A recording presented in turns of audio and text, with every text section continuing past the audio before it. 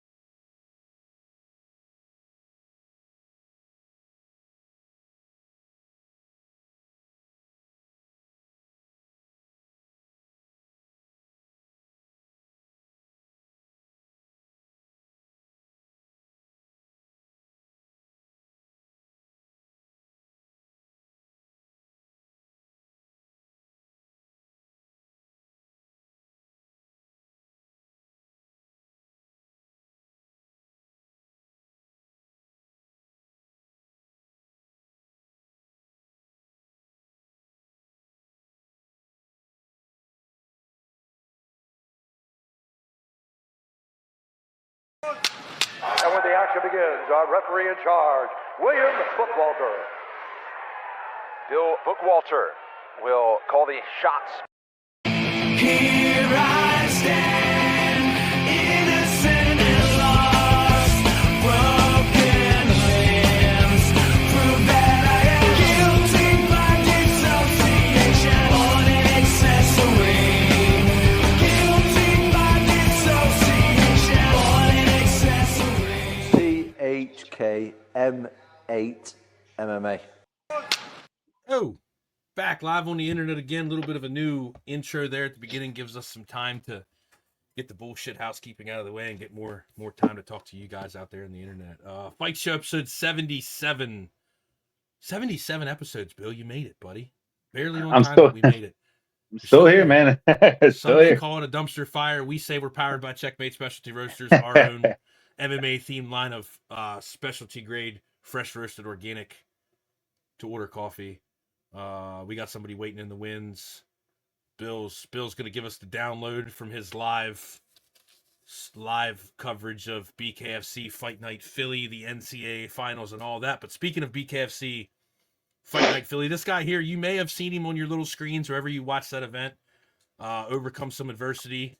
He's going to talk about that and land a spectacular knockout. I don't really know how many times you see a guy get knocked down twice with one punch, but he was able to do it. You may find him on Instagram at Wartime Box. You may see him hanging out in Philly at your favorite cheesesteak spot, doing what these guys do. But you're going to find him here tonight. The God of War, coming off a spectacular win, BKFC debut, 6-2 as a pro boxer, 1-0 BKFC. Also fun to note, Junior Olympian, Golden Gloves national champion, national bronze medalist, Golden Gloves champion, and he also fought in the Olympic trials as an amateur. But as I said, now he's 1-0 in the BKFC, 6-2 as a boxer. Reese Horne, everybody. Yo, What's up, Reese? y'all? What's up? Got to do a laugh track. Like when I say Reese Horne, everybody, Yeah. do that. Yeah. Make it, Some Grammys applause. So welcome. Thanks for having Buddy. me, man. What's up, guys? All right. how you doing? Hey, nothing. I mean, we kind of talked about it off air. I'll jump into it real quick. I've talked to several other people. This is the only thing I got, and then I'll kick it over to Bill, and he can run this whole thing here. I've talked to several people that have made the transition from either MMA and boxing, or some guys have gone MMA boxing. First thing on my head, I'll kick it to you, and then it'll go right over to Bill. We talked about you overcoming some adversity during the intro there. You got clipped with a punch, and I kind of asked you off air. I'm like, look, was that the like all the thousands of rounds you've sparred and the thousands and the hundreds of rounds you've potentially boxed as an amateur and a pro? Was that one punch just a little bit different than all the rest? Yeah, it was definitely different, but like I'm a fighter, and nothing gonna stop me. It wasn't nothing gonna stop me from winning that fight, man. They would have had to kill me to get me out of that ring. All right, Bill. What do you got for Mr. Reese? I'm gonna dip off here. I'll be in the back. You guys will see me All right. shortly. All right, Maurice, thanks for joining, man. I always start off all my interviews. I just because we all have different reasons. We all came from different walks of life, had different stuff that made us do this weird sport. What's your why? Why do you fight? Like you could do anything in this life. You could play basketball. You could crochet. Why do you choose to punch people and hopefully not get hit? But why do you fight? Well, man, I grew up on adversity, man. I got a big family. It's eight of us all together. I got four brothers, three sisters. So, going to school, I ain't had the best of sneaks. I had the no off brands, Pro Wings, LA Gear, stuff like that. So, back then, man, they had talk about you, man, and I ain't had no choice but to fight, but to get my respect. And once I started fighting and get my respect, the bullying stopped from people, and I earn more respect. And then one day my dad was like, "Man, you gotta stop, gotta cut this out." He took me to the boxing gym, and that's where I started to get a passion for boxing, man, and I loved it from there. All right, good deal. Who were some of your? I mean, this is a homegrown show. MMA wasn't a thing back when I was a little kid. We all grew up on boxing and pro wrestling. Um, who were some of your earliest inspirations? Who did you see boxing? And you were like, yeah, that's a guy that I'd want to model my style after, or that I like what he does, or I won't miss watching one of his fights. Who inspired you at your early age? I mean, it was a couple, man. Ali is the GOAT. Then it was Mike. Everybody was talking about Mike Tyson back in the day, Arm Mike. Mhm. And then Hagler, man, he was tough, man. I model myself after tough guys and guys that like to rumble, man. So yeah. Well, I'll tell you what, we were joking off air to anybody watching. You told me I was in the second row for your knockout down there at the 2300. Off air, you told me you're 6'2". I don't know if you got reach or you give the appearance of being much, much taller with a long reach. What's your reach? Are you for real 6'2", or are you just doctoring the stats like they do in some of them things? You look very tall. Nah, I'm 6'2", man. That's what they told me at the when I got my measurements. So yeah, I'm You got six you got two. like an 84-inch reach or something. Nah, I think There's it's in the there's 70s. I think it's in the 70s. Don't scare the Let's say people there's away, man. Go on, man. I need somebody to fight me, man. 6'2". This guy's like 6'9" with a 93-inch reach. Come on, man. All right, I need some more I know. fighters, man. I don't need to run it back down, man. All right, all right. What's a typical training week look like for Maurice Horne? Basically, two a days I go in the morning around like maybe 7 o'clock. Get my lifting in, stuff like that. Then I after I get my lifting, I go hit the road. Then after I hit the road, I take a rest and then go back and hit the boxing gym. Okay. I don't you follow a pretty specific diet? Are you pretty strict with that? Because that was always a Well, hard thing for me. You know. not a lot of people know this, man. I was 225, man, before this fight. So, and that was about, I got the fight on like 3 months, 3.5 months. So I came down from 225 to 185. So I had to change my whole diet. I was basically like chicken, broccoli, Mm. chicken spinach, salmon. Yeah, I had to cut my diet down, man, a lot. I was gonna say I make trips into Philly just for food, so it's heavyweight or nothing for me. You know. And maybe Yeah, in a couple of years they'll do a super super heavyweight, and then I could get in that. But okay, let me tell you something about your employer that you may not have known prior to bare knuckle fighting. We have pretty deep roots with them. Dave Feldman used to throw shows in mixed martial arts back at like Harris Casino. I believe his promotion was called XFE, is what I believe it was. And he told us all about this idea he had and we had just gotten mixed martial arts legalized, and man, they were so safe. And then he was talking some noise about taking the gloves off, and like I'm like, you're not gonna. This is a very conservative state, but here we are, like longer. How did you're one of a lot of the MMA guys reached out to Dave because of their roots with him. How does a pro boxer like you? How do you get hooked up with the BKFC? What was the connection or the lineage? How'd um, you? it was basically, man, something I saw from a distance. I was like, man, that's the purest form of fighting, and I Mhm. loved it. It And then is. I Yeah, actually, it's a funny story. I don't know if you know Damon, his brother. I do. Um, he had an event, so I was like, man, let me go see if I can do the celebrity boxing. So I'm like, man, I need a fight, man. What's going on? And he was like, man, you can't fight these guys, man. I think you're a little too much for these dudes. but my brother does the bare knuckle scene. I think that'd be perfect for you. So Yeah. yeah, so he plugged me with that, and then after that, I tried out a few times, and I finally got the call, man. So yeah. Okay. Well, do you remember that day? What was that like? Who called you? Nate Shook, Dave Feldman. Who called you and said, "Hey, we're interested"?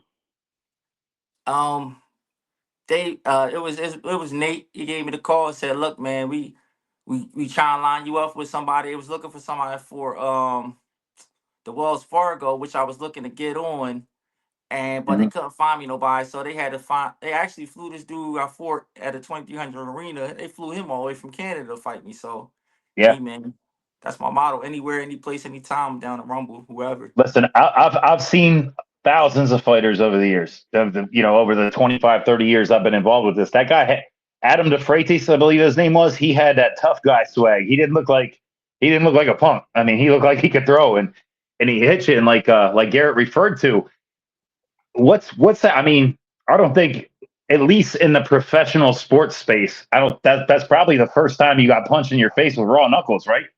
Can Yeah, you that was. train? Yeah. Can you train for that? Are you seeing? Are you Nah, seeing like nah. how long does it take to clear those cobwebs? Because I It saw was. you when you got up.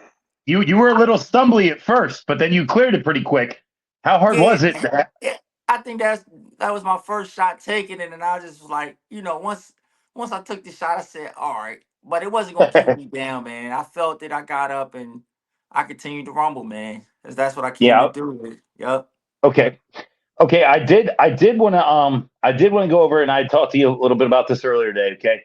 As a former referee, I always see stuff through the referee's eyes, and I read the internet comments and stuff. That's kind of why I got out of the refereeing game. I just wanted to be like a normal guy, talk shit online. Some people were saying, and he was actually protesting the stoppage a little bit. I'm giving you my honest opinion.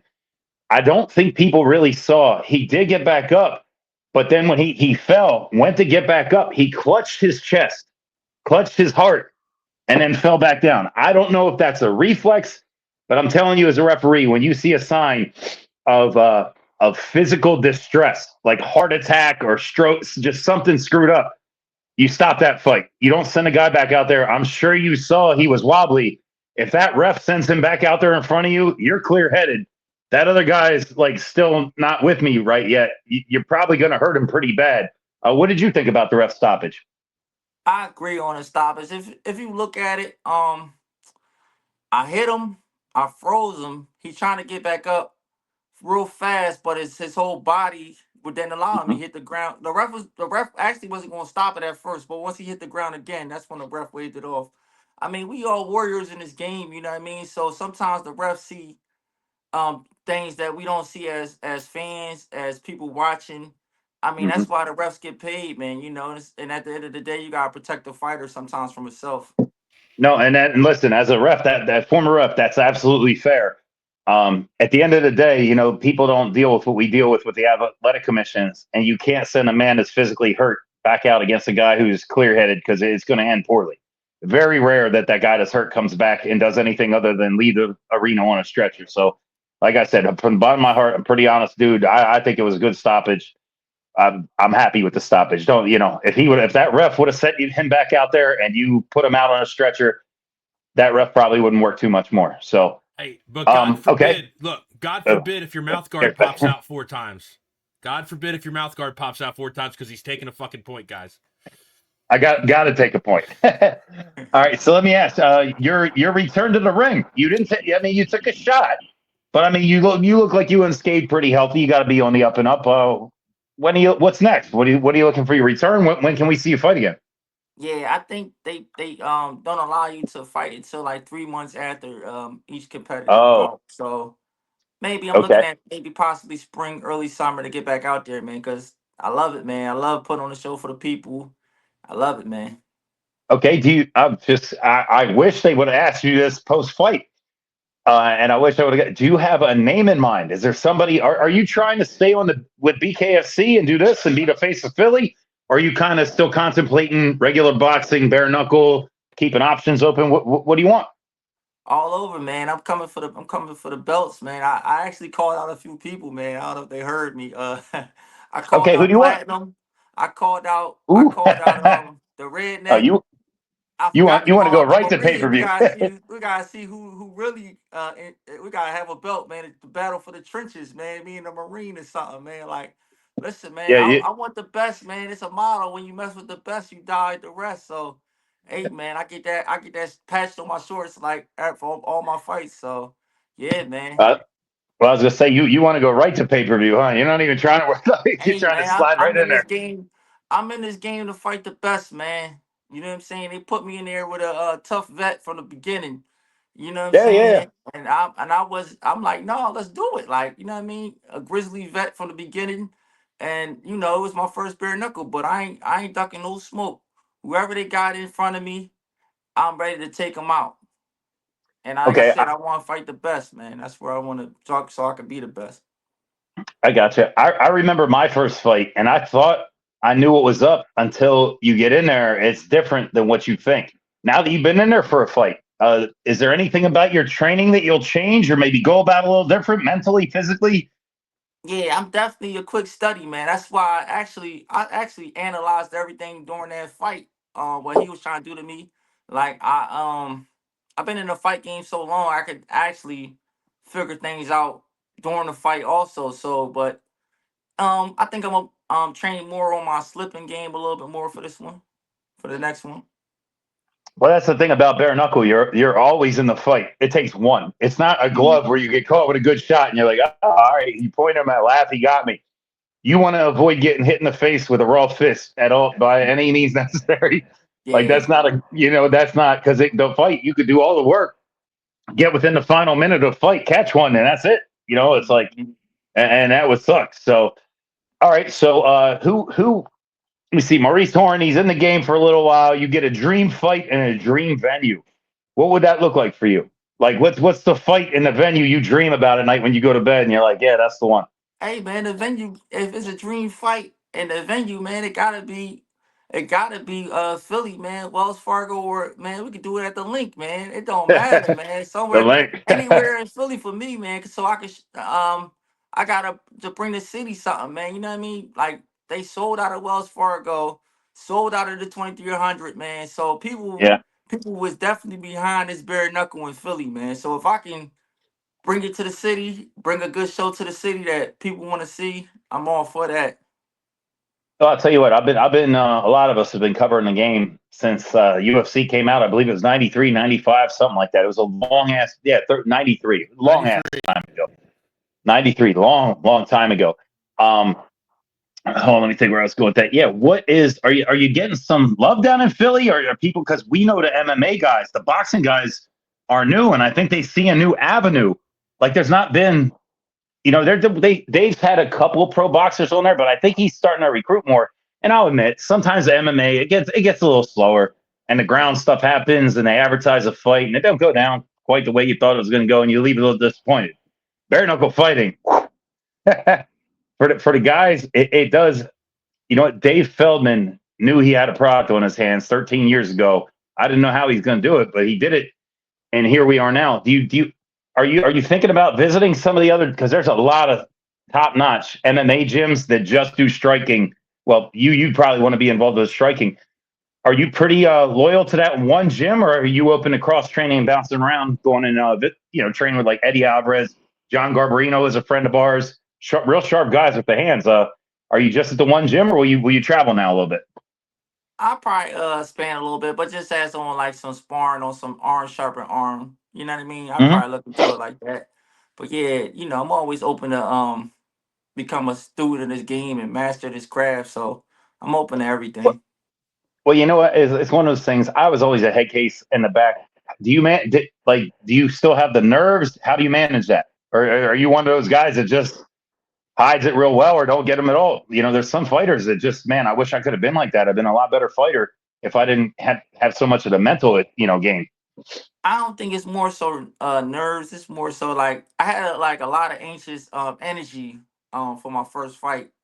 And then, as the fight went on, I was able to keep my composure. So I think your mental is everything, man. Because like I was telling everybody, man, prepare for the victory.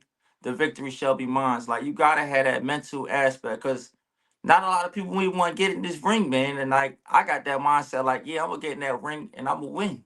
So gotta have that the mental thing with this, man. It's not all physical, it's not all in general, it's more so gotta have a mental with this too. Okay. All right. I'll tell you what. That's almost all I got. I'm gonna open up to Gary. Gary, you got anything else for our guest here? I don't want to keep him too long. I imagine you got to get some training in, or some mental preparation, or diet. Something's going on. Meal prep. No, I'm looking forward to watching him work next. I think next time, shout out to Delco Jesus live on Instagram. We can't pull the Instagram comments over here. Sorry guys. I think if you're out to Philly on a food trip, you should hit the boy up, go out there, and you should fucking chop it up, get some training video of him, and we should fucking help promote this God of War brand out here because you're out in Philly all the time. I think we should get y'all. I think we should get y'all hooked up. Get some ref rant footage out there. I'll tell you what, Maurice. What part of Philly are you from? No. What part of Philly are you from, Maurice? Because I can hook that up. I'm in Lancaster, so. Yeah, I'm from West Philly. I train out of like Marcus Hook, PA. It's war ready boxing, so we could probably line something up at the gym, and then something like that. I mean, it would go great with some T-shirts. Is all I'm saying, Reese. I mean, it's just we're putting it out there like that. Some videos to go with the shirts, dog. So yeah, for sure. I'm definitely down with that. Pay attention to ChkM8MMA.com very soon. Look for the name Reese Horne in the fighter merch section, and you won't be surprised. Reese Horne merch coming soon. ChkM8MMA.com. I dropped it. It is what it is. Shout out everybody in the Instagram chat. Shout out to everybody, Matt Lee, commenting, and the rest of the people that were tuned in earlier. Reese, you want to hit them? Let them know we're gonna get you out of here. Let them know where to find you at if fans want to reach out, if they got other things, if they want to hit you up. Yeah. They can check me out on Facebook at Reese Horne on Facebook. Also, on Instagram is Wartime Box on Instagram. Yeah, man. Then I guess you could Google me now, man. I'm everywhere now. Man, you might see, like you said, you might see me at the cheesesteak place, man. You know what I'm saying? If you need I'll tell you what, Maurice. Philly peeps, go ahead. No, Maurice, have you noticed? Are you catching some love down at Philly from the people? I mean, people recognizing you? Yeah, man. People saying what's up, man. You know what I mean? My family that ain't even called me in years, man. Yeah, man. Yeah, Reese, you got some heart, man. So that's a plus, man. It's always a good thing to hear from some people. You know what I mean? Yeah, I think you'll be a big hit at the family cookouts this year. I mean, everybody wants to mess with Uncle Reese. Right. All the nephews. Until that one drunk asshole wants to test his shit against the pro bare knuckle fighter. It ends up fucking ass over tin cup over the barbecue and fucks the whole thing up for everybody. But hey, Reese, me and you's gonna talk off air. We're gonna do some stuff. We're gonna see Reese again shortly. I guess when he has fight news he wants to drop. Can I do a few shout outs or Yeah, for real. Of course. Yeah, the time is yours. Okay. You can stay as long as you want, bro. The time's I'm always gonna do here. these. Look, I'm gonna do these couple shout outs. I'm gonna even give you the whole screen, dog. It's all you. Go. You're good. Oh yeah, yo! Shout out to the people, man. Once again, check me out at Wartime Box on the Instagram or Reese Horne on Facebook. All right, let's get to these sponsorships. Shout out to Black Triad Clothing. We're actually gonna be doing a collab where I'll be promoting my brand Wartime. You know what I'm saying? So that's one right there. Shout out to Medical Genesis Research Group. Shout out to Telecom Communications Harmony. Shout out to Just Blaze Clothing Line. Shout out to Real Estate Bosses LLC. Shout out to the Suya House on Route 13. Shout out to Urban Image. And yeah, man, look for that clothing coming soon, man. That merchandise is gonna be fire. We're gonna definitely tap in and get something going, man, for sure, and get this thing rolling.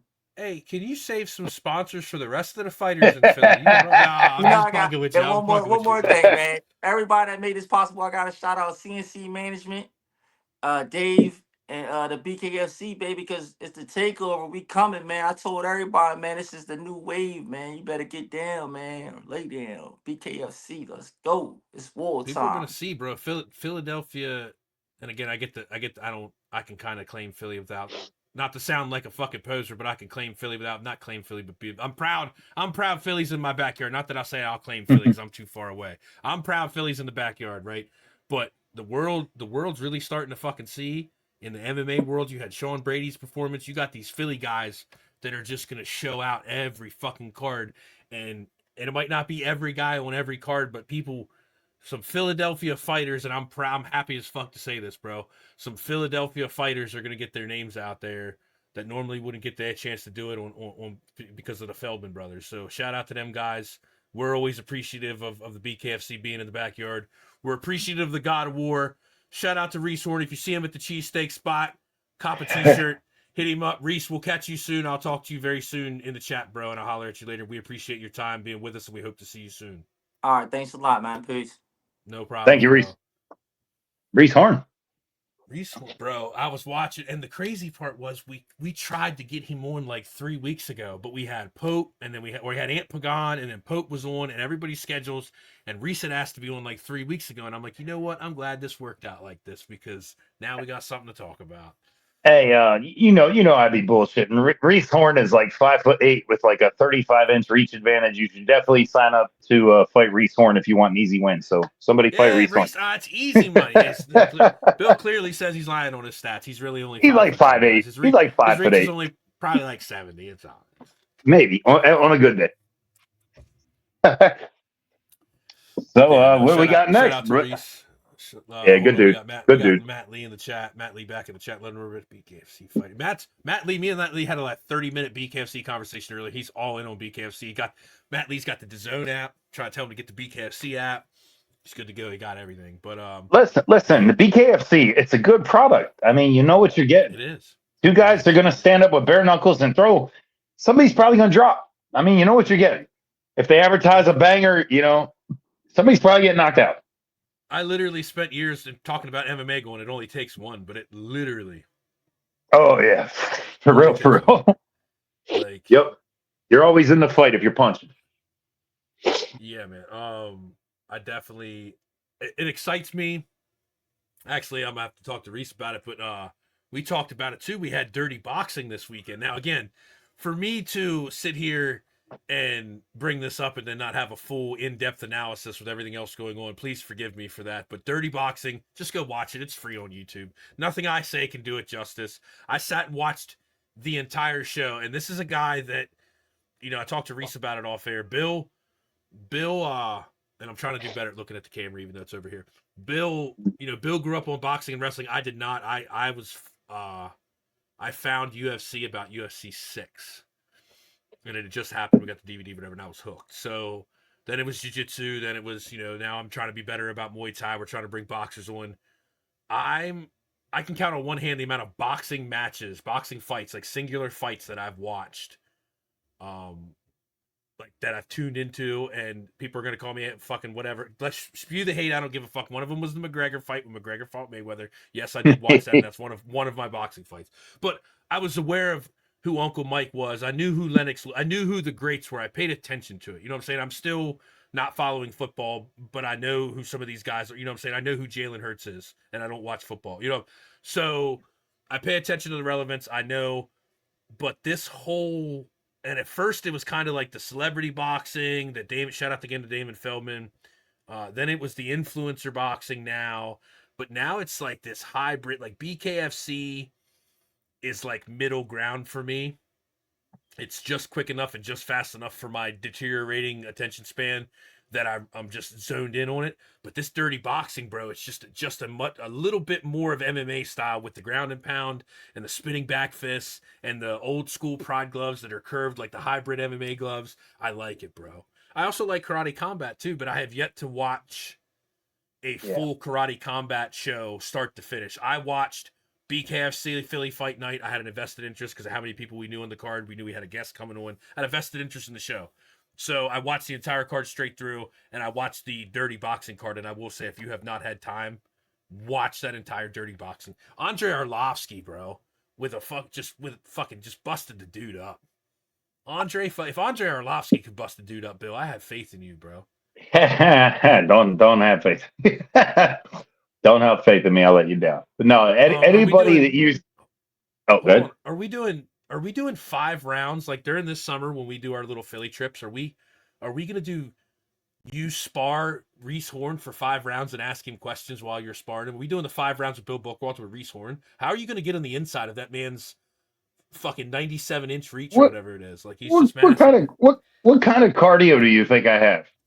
I'm just saying, look, you're over here with Pat Brady and Joe Pfeiffer and Mike Pope. And Mike Pope even said if you could do it, he'll buy you food. There's incentive there. You're down. I'm just saying, bro, equal opportunity. I want to see you get jabbed up by Reese Horne in Philly this summer. I'm just talking shit. We'll I'm go just eat talking cheesesteaks. shit. We'll go eat I'm not. cheesesteaks. How am I supposed to spar these dudes for 5 minutes and talk? You have a lot of faith in me. But that's the challenge. Nobody else on the internet is doing it, let alone a former ref of your caliber. And then as we get to 4 minutes and 30 seconds, I'll ask him why they hit like a bitch, and then I'll just let him put me out. Straight KO. And then we'll just fade to black. Like the hunch will hit, we'll fade to black. No. I can only do that for like 1 or 2 interviews. But you know, I'm already messed up. You know. No, I am excited. I'm excited to go to Philly and do some stuff with the Philly boys this summer and all these new Philly's like the fight capital of the East Coast now. Like Philly's turning into Vegas. You got to remember, I saw a lot of these guys, a lot of them bare knuckle. I saw a lot of them come up. So it's like old uncle status. They're like nephews that are doing their thing. You know, it's cool seeing Dustin, them get their. You watch Johnny Garb. Sell 600 tickets. You trained It's alongside cool. Dustin It's cool. Pegg prior to the Ultimate Fighter. Like Mhm. the Bill Bookwalter stories never cease. We might just have to do a story time with Uncle Bill segment. I will. We'll talk about that. I'll shoot out. Yeah, I got a lot of experiences I know one story we won't tell. It's the story of you and that. Yeah, we're not telling that. We're not telling that. We're not telling that one. No. Funny, but we're not telling that one. No Diddy, guys. No Diddy. No Diddy. Never Diddy. Never Diddy. Never Diddy. Never did. Nah, bro. Story time with Uncle Bill coming soon. This guy's got stories for days. He reffed your favorite fighter's favorite fighter. Trained alongside legends. I've had a pretty wild ride, man. And look, there was a pretty wild ride, percentage-wise. How much of it is safe for us to say and talk about on the internet? Like if we had to do your combat sports memoirs from beginning to end, what percentage are we going to have to? Most of it's PG. 80% is fine. 80% is fine. Did I ever tell you about the time I was hanging at a strip club in Atlantic City after my first Bellator with Cara Parisian? Do you remember the Heat?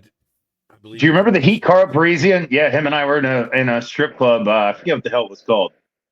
I don't know. We were somewhere out there getting drunk together after he won. He fought on Bellator, my very first Bellator, and somehow we both ended up at the strip club together. Just hanging with the Heat, Cara Parisian. You know. Yeah, I can. All kinds of fun shit that I forgot about. Upstate New York matchmaking store, bro. I can. It's a wild sport. Maybe we should. Yeah, maybe we should. That beer's getting low. Christy, get on it. Watch. Oh, look at look at that. The never-ending beer of Phil Bookwalter. I bought the last 3 Knucklemanias, never disappointed. Matt Lee, heavy in the chat, probably just jerking his dick to the BKFC website right now. I haven't met anybody. I haven't met anybody on the internet that's more all in on BKFC, minus the Mish guys. I like BKFC too, man. I've seen MMA for 30 years. I've seen MMA for 30 years. It's not that I don't like MMA. I like what David Feldman has going on. Maybe that's why my addict brain is like, ooh, bright, shiny, spinning back fists and DBX, and you're just happy about it. Or bare knuckle MMA with Jorge Masvidal. Why not? Like, but I can't. I hate saying this publicly because some of our best friends, it's like their religion. I can't get into Muay Thai, bro. Really? No, I like that. No, I can do that. I can watch. Okay, let me put it this way. There are times where I consume MMA and I can't consume, like, I'm not 7 hours of MMA every week anymore because scheduling and or mostly because I'm on overload with some of this shit. You know what I'm saying? Like keeping up with 3 different events on Friday last week was enough for me. So Speaking of, I want to see where this guy's at. Bill, why don't you take this time while I get this young lad, that sounded horrible, no diddy, on the phone to tell him about ChkM8 Specialty Roasters, buddy. All right, yeah, I got to get my sales pitch down with this. You keep on surprising me. I need to do better. But yes, Wait till you get Spears Deep, too. ChkM8 Specialty Roasters. We still have 6 on tinyurl.com, which is normally it's going across the bottom of the screen. Price got me this week, but All right. cinnamon stare down is my favorite flavor. Fresh roasted to order means it's not sitting on the store shelves like the Starbucks and the Dunkin' stuff you've seen, which has been ground and freeze dried for about 18 months. You can actually get some fresh bean or ground coffee. If you're like one of those people that like to ground up your beans at home, catch that fresh aroma, ChkM8 Specialty Roasters is the coffee brand for you.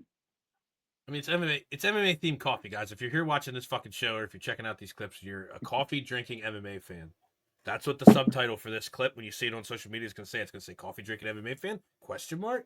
Yeah, bro. It's coffee. It's good shit. If you drink fresh roasted coffee, you'll probably be like, oh yeah, cool, it's fresh roasted coffee. But if you don't drink fresh roasted coffee, it's really good shit. And while we got Matt Lee in the chat, if he's still here, he's the one that recommends the cinnamon stare down and the single barrel takedown, which is the bourbon aged coffee, and you mix them together.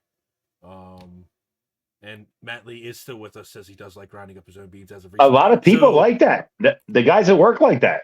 They like grinding it up right there, pouring it. I got about 2 bags of cinnamon stare down. I might make a pot tomorrow and take a little bit in the work. We do have whole bean. Here's the move, though. We got some stuff going on behind the scenes, as we alluded to earlier. ChkM8MMA.com is live. Shout out to Razor Metal TV. Hey, bud. He wins the profile picture of the night contest. Not that there is one. There's no prize. It's just, hey, we said that. I made it up right now. ChkM8MMA.com is live. We have some stuff. We're playing with some designs and doing some ideas. We got some fighter merch coming, as we talked about with Reese Horne and several other fighters that you may have seen on our page, including Canada's Sean Carroll. We've got verbals from a couple others. I'm not gonna try and remember all their names right now and look like an idiot live on the internet. But we got fighter merch coming. We just partnered with a nonprofit today. We're going to be doing some stuff with the nonprofit that takes disabled people on outdoor adventures. Not really MMA related, but they're doing stuff for disabled people, and it's fucking cool. So we're going to support it. It's got space for. We got space for it. We'll make space for it. Different stuff coming. ChkM8MMA.com. ChkM8 MMA.com. There is actually a Bill Bookwalter. This is not a gambling show t-shirt. We talked about it live on the internet. People have teased about it. This guy just said his picture is him getting out of the bath. I immediately feel sorry for your wife if you have one. Just kidding. Love you. No diddy. ChkM8MMA.com. There is a Bill Bookwalter. This is not a gambling show t-shirt. If you haven't seen it, just go look at it. It's probably one of the first things that comes up. The coffee, ChkM8 Specialty Roasters, which I am long-windedly getting to, will be all live on our website. It's still live on our partner website right now. It will be going live on our website shortly at some different price points with some different deals going on. Look for it anywhere that you see our socials or ChkM8MMA.com. Supplements are live too as well. We have a couple things, and we're also going to have a special ladies only section. Just go check the site out. Give me some site traffic. We've been working hard on it behind the scenes. We appreciate it. More stuff coming soon. Bill Bookwalter, live. How was your second live BKFC event in the great city of Philadelphia? I'll tell you what, I will give credit where credit is due. David Feldman is a visionary. He has a good product. I didn't know how he's going to pull it off. I didn't know what it would look like. Whoever he sat down with and discussed it, it was an awesome event. I saw 2 of the quickest knockouts in BKFC history. Not Dalvin Cook, that's a ball. Dalvin Blair. Dalvin Blair had a quick one. Guy rushed him right off the go. I mean, they said 4 seconds. It felt quicker than that. The guy ran right at him, and he just iced him with one punch. You talking about Hippie Disciple knocking out the Viking? Because now we're just talking about it like it's fucking pro wrestling. My bad. Razor Metal. Yeah. We will get to that. Give us 5 minutes to just ramble over this, and we will get to that. And then I hope you stay in the chat for that because I want to hear your opinion on it. Yeah, no, Hippie it's a Disciple, good product. We just Oh, talked to Hippie Disciple on TikTok. The 4th fastest knockout in BKFC history. Verbal commitment, wants to come on the show. We're working out the details now. Hippie Disciple will be on the show, so you'll get a chance to talk to him. I didn't mean to cut you off, but it flew in my brain quick. Sorry, bud. I'll tell you what, two guys that I would eventually like to get on the show, and we are trying to strike while the iron's hot. We're just trying to get everybody on. Lex Ludlow had a real nice performance. And who was the other guy? I was crazy. Well, he had an amazing performance. What the fuck is going on with that call out? what's that? No, hold on. I will get to that. All right. Okay. Lex Ludlow had a nice little performance and call out. I enjoyed the call out. I'll talk about it in a second. Dustin Pegg had a nice fight. Dalvin Blair had a good fight, and Elijah Harris. And I've been hitting all these guys. I want to get all these guys their shine. Elijah Harris pieced that dude up like ice cold knockout. And remember how I was talking? Look, that's that 717 stand up, bud. That's like I was talking to Maurice, and like I said, I want to get all these guys their shine. We do this. We enjoy doing this for the fighters. You know what I mean? I really do. I like seeing them get their shine. Not all this was around way back when I did it. If somebody had ever hit me up after winning and said, "Hey, yeah, it was. You're right, Matt. It was." These timekeepers need this to sharpen up. 2 to 3. I'm saying it was 2 to 3 was seconds fast. because when the clock came up and some time had elapsed, and I don't have the attention span to fucking stopwatch it. When some time had there was some time that elapsed, and when that time elapsed, it was like 56. So only 53. I'm sorry. So only 7 seconds had passed, but it was well after he was knocked out. So I'm saying 2 to 3 seconds, bro. It was at least 2 to 3 seconds. I don't know what they called it, and I'm talking about the Hippie Disciple knockout. I'm not talking about Elijah Harris's or the other knockout. I'll tell you what, both of them have said they'd like to come on the show. They want to get their shine. We're trying. There's only so many days a week. I'm going to try, and we'll talk off air. I'm going to try and do something to get these guys a little recognition, because I want to strike. I want to get it while the iron's hot. I don't want to wait 3 weeks. It just happened the other week. We'll figure something out. I'll talk to you off the air, Price. We'll get something. We'll figure something out. But hey, look at this fucking guy. Do you remember this guy? You might not remember him, but you might see him on our Instagram feed. He does do some fitness content.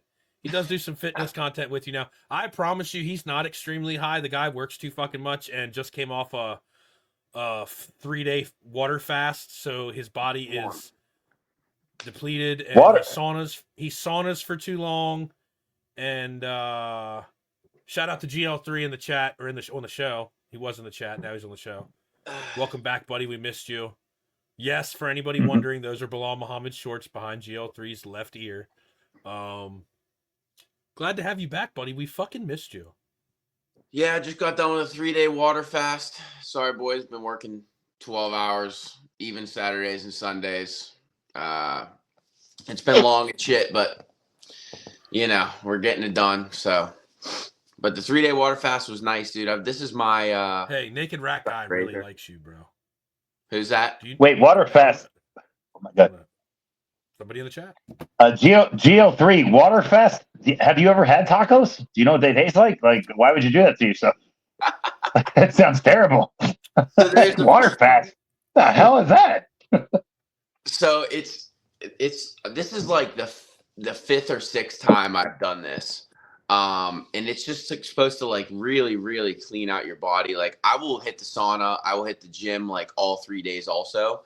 And if you don't keep up on your like electrolytes too, you really, because I had a really bad experience while water fasting before.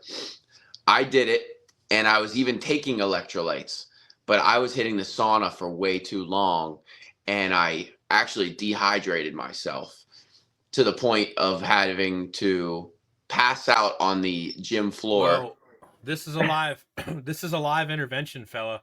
I talked to somebody who's very knowledgeable on vasodilation. Anything over 15 minutes in the little steam room things that we have, like me and you have the same kind of thing.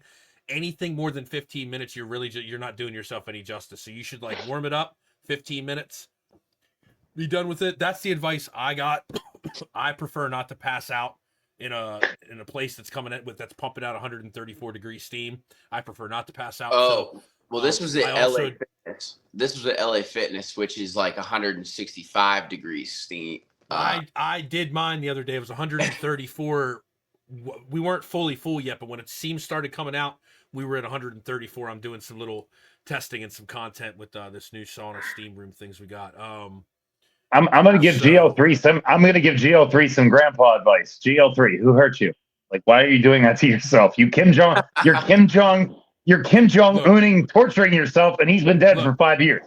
You don't have to do that to yourself. Bro.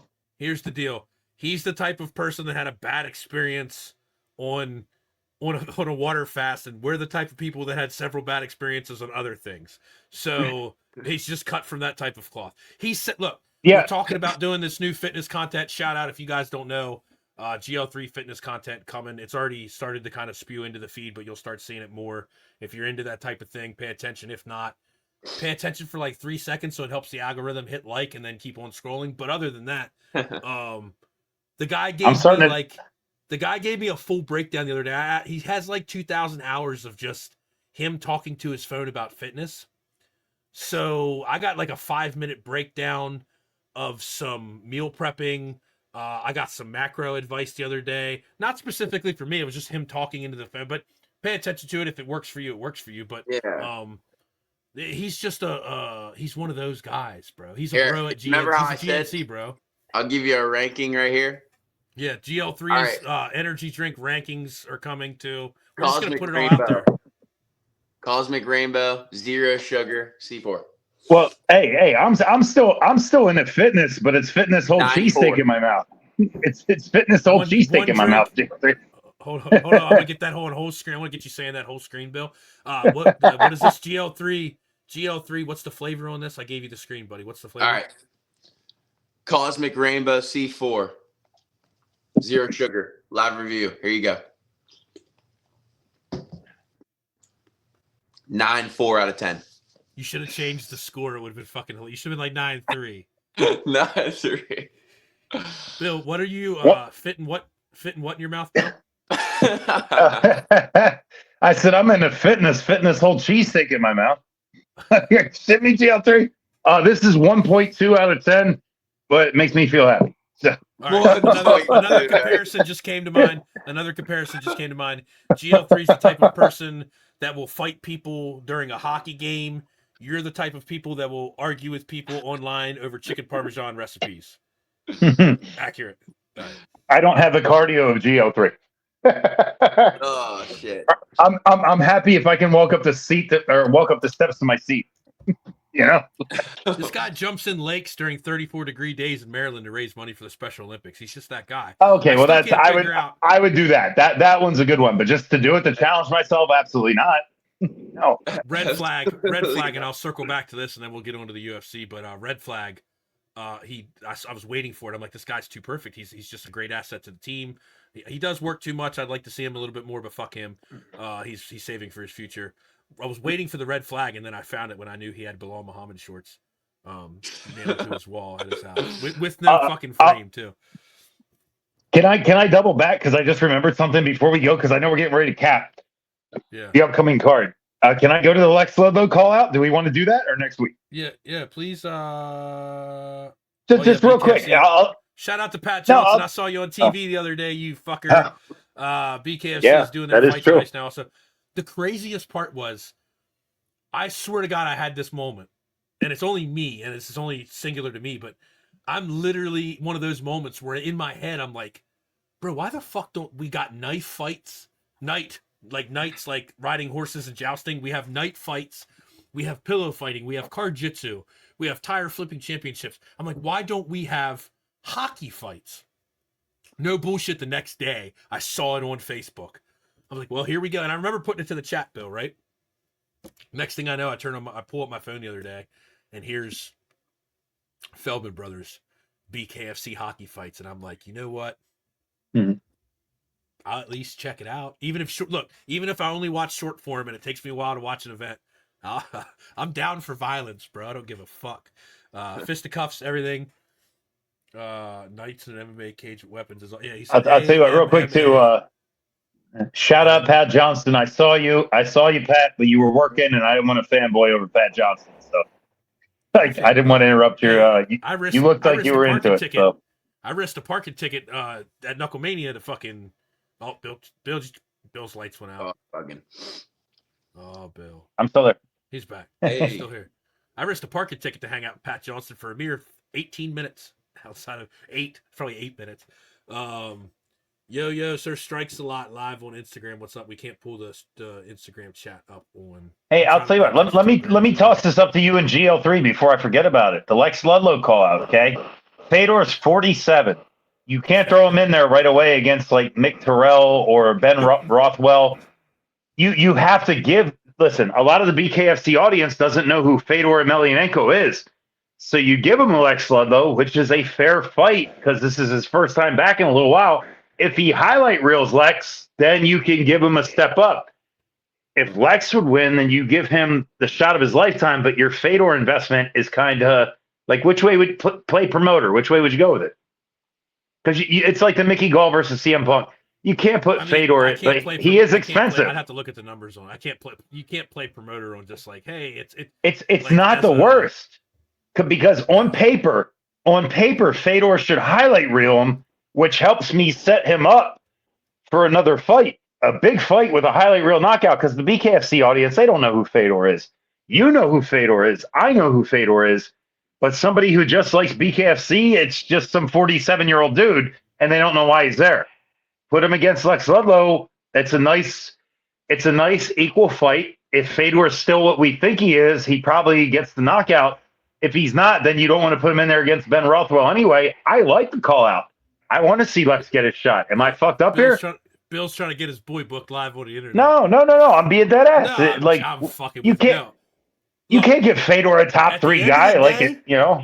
At the end of the day, if they give Lex Ludlow a bag and David Feldman sells a bunch of fucking subs and BKFC things and Fedor gets a fucking bag to come out, I don't give a fuck. Hey, like, you know I'm not appalled by it. I'm shoot for the fucking stars. Maybe you'll hit the moon, bud. Like what? Okay, if Fedor would knock him out, it reinvigorates, it rejuvenates that lore. GL3, am I wrong here?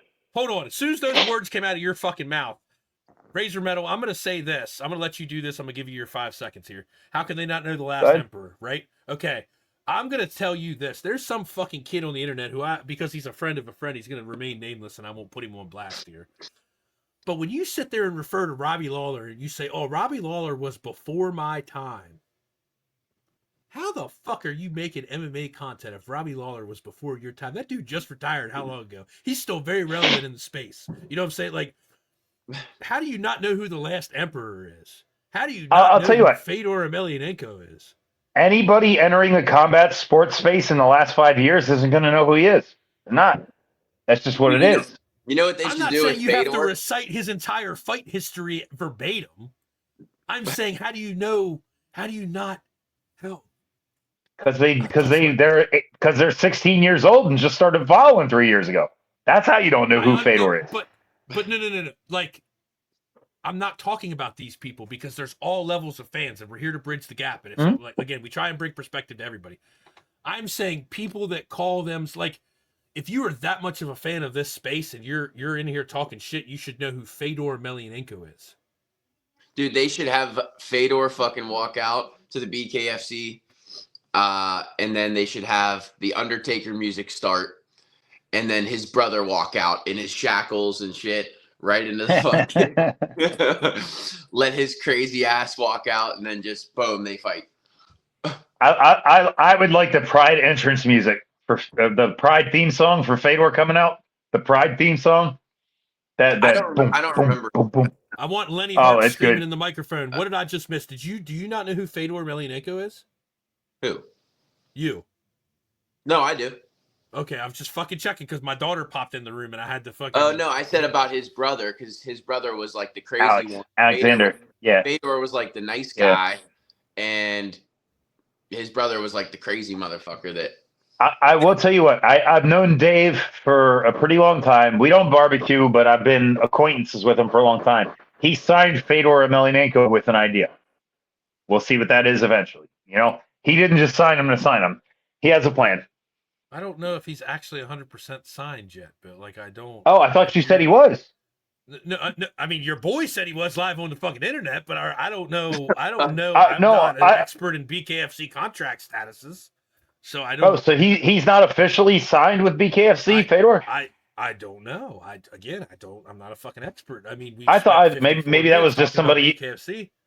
Maybe that was just somebody talking an idea. I thought that was already like a thing. No, it was there's rumors going around about it, but then again, Yeah. That's what I've seen. No offense to Dave Feldman, because sometimes shit falls apart on the back end, which we understand. But like Dave Feldman said, I'm working on Lawler versus fucking Lawler Perry before they put Lawler in the UFC this last time. And listen, it goes like this. Something in 2 weeks. It goes like this if I'm Feldman. If Lex Ludlow wins, I have the fucking guy, the young. This is the new wave. We're all the BKFC. This is the new wave of fighter. We have the top talent in the world. If Fedor wins, it's going to be a highlight reel, and then I get to sell Fedor against a higher ranked guy. The higher ranked guy probably wins because Fedor's 47, and then you still get to say the best fighters are here in BKFC. I think it's a win-win for Dave, no matter what, no matter how it shakes out. Why are we having Maybe a I'm wrong. conversation about Fedor Emelianenko bare knuckle boxing at 47 years old? Because I want to see it.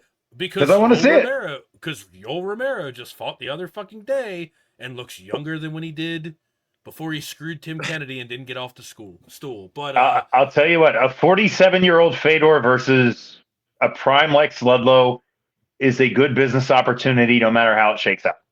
That's all I'm saying. I'm not saying if you don't book it, I won't tune in just to watch it, because shout out to Lex Ludlow for having the balls to do it. But yeah, I always like seeing this in the comments. It's my favorite. I always like seeing this in the comments. So what's he agreeing with you on? Probably he wasn't specific, so I'm assuming everything. Carrying on a UFC card that we watched. Fernandez, I'll just burn through it real quick. How much of it did you watch, Bill? Are we going all the way back? The main card. I was out my little girl. I was out my daughter. Okay, Sean O'Bannon came back from a head kick and secured a great finish. Submission armbar, performance of the night bonus. Christian Leroy Duncan, or as we've referred to him here, the Black Duncan, because Bill got confused with the white Chris Duncan. That's not fair putting both of them on the same card. That is not fair putting both of them on the same card. CLD lost won a unanimous decision over Polyev, who I didn't see that fight, but he ran. From what I heard, he ran the whole time. Shannon, look, everybody that makes the walk gets respect. She's not as well-rounded as she could be. I argued with people in the comments about Molly McCann just because they were bashing Molly. I was bored and I had nothing to do. Marcin Tybura versus Mick Parkin. Tybura scoring a unanimous decision. Screwed Matty Betts out of some serious money by not going for a submission. I heard that was a screwy fight, yeah. I heard it was a screwy fight. I saw people bitching about it online, but I did not see that. They said Parkin won. Yeah, I missed all the prelims because I was working. Yeah, he missed all the prelims. That's why I'm kind of burning through it, because if you didn't see it, he didn't see it. Lanier Cavanaugh showed that he's a fucking gangster and he belongs. I'm super excited to keep seeing this kid evolve and grow. Unanimous decision over Felipe Dos Santos. Got a little bloodied up, got a little busted up for the fan base. Chris Padilla over Jai Herbert, split decision to round out the prelims. And then of course you had Nathaniel Wood over Morgan Charrier. I wasn't mad at it. I was actually in the sauna for the first half of that fight, so I didn't really watch the whole thing, but I wasn't mad at it from what I saw. What I was a little upset about, shout out to the boy Chris Duncan, the white Chris Duncan. Our boy Jordan Vucenic dropped 2 in a row. Dropped the second UFC fight. It is what it is. He just got caught, man. It's a good guy. Shout out to Chris Duncan. Nothing taken away from everybody. It's I mean, you could start off 0-2 and do some great fucking things. So shout out to Merab. Hey, Merab started off 0-2. We've been talking about him since before he left Cage Warriors. That's right. Who were you as an example the other day that started off like, I think it was like 3-3 in the UFC, and we were like, oh, that's what Holloway started off 3-3. I forget who that was. We were talking. I mean, you have some stories. So many guys. Yeah. Moreno was on, didn't finish the Ultimate Fighter, then got a call up and and made his way back. Charles Made his Oliveira. Lego debut. He got cut and made his way back. He got That's cut. what it was. It was cut. Yeah, he got cut. He was in. Do you think Muhammad Mokaev they're going to do the same thing? No, Muhammad. Sorry, I tried to jump on that one too fast. Muhammad Mokaev. Shout out to him. He's always on our Twitter. Just signed with Karate Combat. He makes his debut 5-2 in Dubai. shit. Karate Combat 54. Posted a graphic about it. There was something that happened that Dana White is not willing to talk about, and Muhammad Mokaev does not talk about it either, and that's the way it's probably going to stay forever. Something happened there. I think it was a lot of. Well, first of all, you don't get cut. You don't really get cut with that record. If more than one person said he's a diva, we've talked about it at length for people that don't understand. If you are in the MMA community to a certain level, and you do some shitty shit, everybody's gonna find out about it. And this was 10 years ago. Now everybody's really gonna fucking find out about it. You know what I'm saying? A lot of people, Steve Erceg talked about it. Just Dana White went through COVID with his team. If everybody that knows, it's public knowledge. Dana White's super. S-Dogs, what's up? Dana White's super tight with his team. And if he treated some UFC staff with that type of record, if you're an asshole to people, if you're getting it, like, he can let so much go, but there's certain shit. He don't give a fuck if you say Hitler would make a good fishing buddy. He really doesn't. He might call you an idiot on the internet. It's business as usual. Yeah. What did Mokaev if you know, like, from what we know about Dana and from what the people that we know Dana has said about him, if it's one thing he fucks with, he's loyal as fuck to his people. I mean, he saw that live on the internet when he dumped out fucking Peloton over some shit with fucking Theo Vaughn right on the internet. You know what I'm saying? I really think it was something inappropriate backstage with staff or interactions or maybe multiple that has that relationship. Listen, Dana White gave Tito Ortiz another chance after all that nonsense, you know. Yeah, no, you can say Hitler's your best friend, but ask Dana White for more money behind the scenes. I think the fuck not. Like, that'll get you cut from promotion. Who knows what the real story is? But again, look, something happened where they decided. Here's the thing. You know what? We saw this happen with John Fitch too. You remember way back in the day, John Fitch couldn't beat GSP, but he could beat every young contender that Dana had that he could match against GSP, so he cut him. You know what I mean? So they did not want Mokaev to be champion. Whatever the hell happened, they didn't want to deal with this guy. And they cut him, you know? So there's something more than what we're hearing. So, but I don't think he will be back, to be honest with you. Well, he's with, again, people look at it, people talk a bunch of shit to it, but you know what? For some people, like Rebelis, the Cuban missile, I love that guy. Day Champagne. He's killed it in Karate Combat, dog. You can look.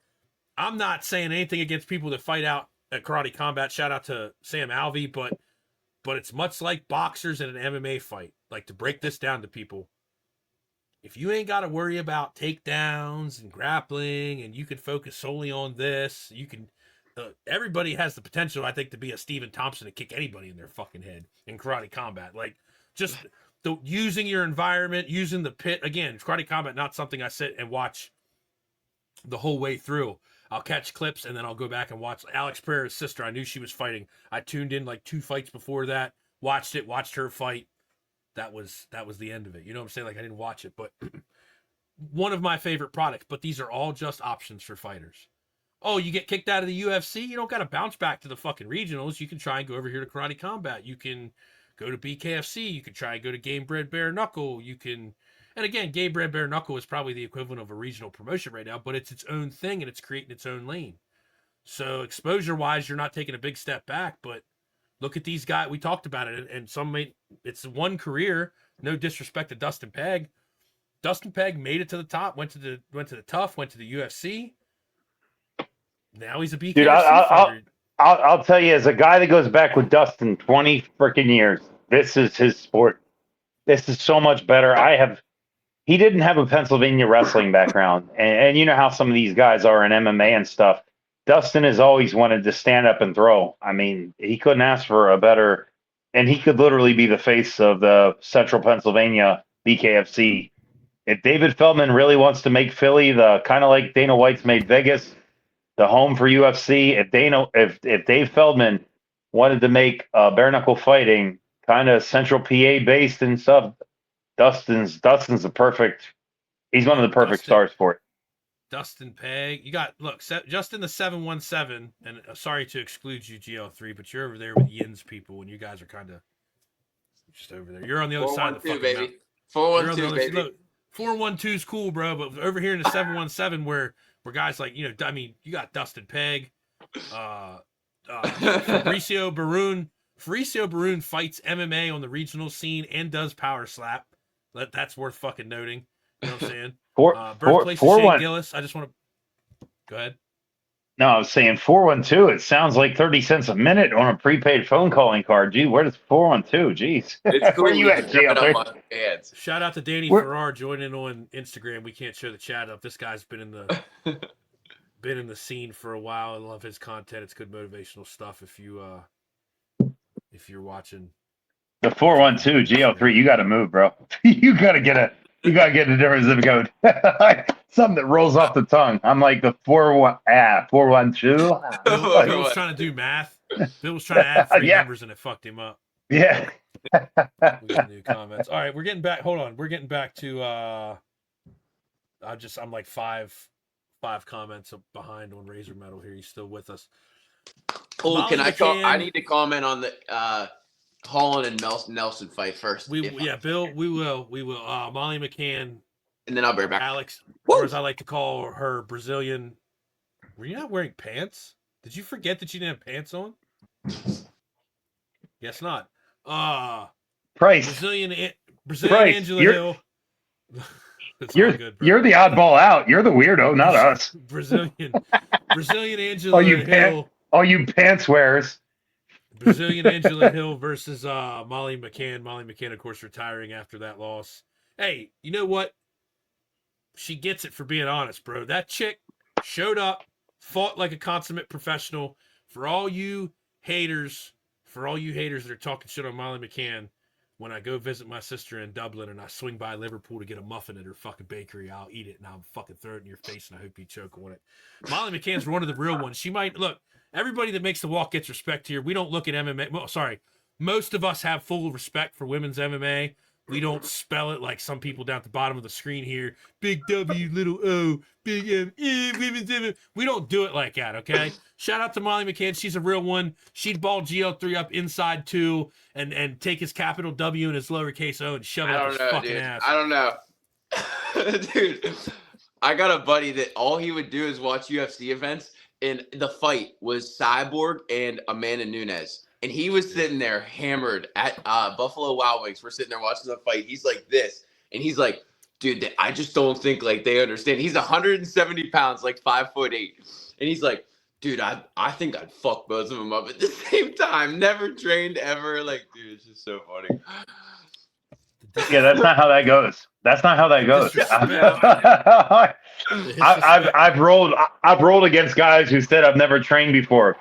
It doesn't go as well as they think. No, Molly McCann would fuck me up, dude. It is what it is. Look, for anybody, people can have their opinion. If you don't like it, you don't like it. I'm not saying you have to like it. I'm just saying everybody here makes the walk gets respect because, you know, some of you have never cut weight and it shows in your comments on the internet. I want to. It is what it is. Listen, I want to do a Fight Show $20 challenge. If anybody is out there willing to tape the whole thing, hit a heavy bag as hard as you can for a minute. And I'll be able to tell if you're bullshitting or not. Hit a heavy bag for a minute, and then we'll watch you hit the heavy bag for a second minute as hard as you can. And that shit's America's Funniest Home Videos. And you're like, yeah, I can beat somebody in a fight. You can't. You can't. You can't even punch for more than a minute. Are you shitting me? One of my favorite clips on the internet is Joe Rogan going, "Oh, you think you can fight? Okay, I'll dance around a little bit. Yeah. Oh, you don't want to fight. You just want to hit me. Yeah, you just. Now you're tired. That is a good point. You're tired now. Yeah. That is a good point. Now we're gonna fight. Fucking rip your goddamn arm off. Yeah, now we're gonna fight. Now you're tired. Like now we're gonna fight. But yeah, if anybody out there sends Price, and you can clip this, if anybody sends Price a 60-second video of you hitting a heavy bag as hard as you can, and then you have to hit it for the second minute as hard as you can so we can laugh. We probably can't beat professional fighters. That's just the inkling I'm going with. I'm guessing probably not. That's where my money would be. It's not a gambling show. No, and again, look, there's fans that everybody has the right to have their own opinion, but then you have people in the chat that are just full on thrashing people on the internet, and like their profile picture is not of our good friend Razor Meadow and a naked rat getting out of the bathtub or whatever he was playing around with earlier. It's really their profile picture. I'm like, bro, you couldn't beat off, like, let alone beat fucking this couldn't person or beat that off. person. Yeah. Probably have trouble Yeah. reaching your dick or wiping your ass. That's Shut the fuck up. that dude. There's your sound clip. There's your T-shirt. You get out of breath That's beating your dick. How the fuck are you gonna beat Amanda Nunez? And then put a picture of GL3's friend at Buffalo Wild Wings in there. Yeah, so shout out Molly McCann. You weren't here for a good time. You weren't really here for a long time, but you know what? You made the walk every time you showed up. You did it. You didn't bring The no meatball. bullshit. You made less excuses as a professional fighter than most people make in their whole entire adult lives. I got my ass kicked sometimes. Sometimes you're the hammer. Sometimes you're the nail. Sometimes you're just some fucking idiot on the fucking internet that thinks he can fight. Gunnar Nelson, Kevin Holland, performance of the night bonus. GL3, I'll give you the whole screen for this one because I feel like. Go ahead, Gio. Like Hit us up. Roid Rage live on the internet. Go. Oh, dude, listen. Where are we It's at? getting here? comfortable. Hold on. I got a Kevin Holland signature right here. That's my Who boy. the fuck has a New York City? You bought that at a stand, didn't you? Dude, I bought that at a stand for like $5 in New York. And I was like, I carried around a Sharpie with me. And I knew, I was like, dude, I'm going to find somebody. Like, somebody's going to sign this. And they weren't allowed to sign shit there.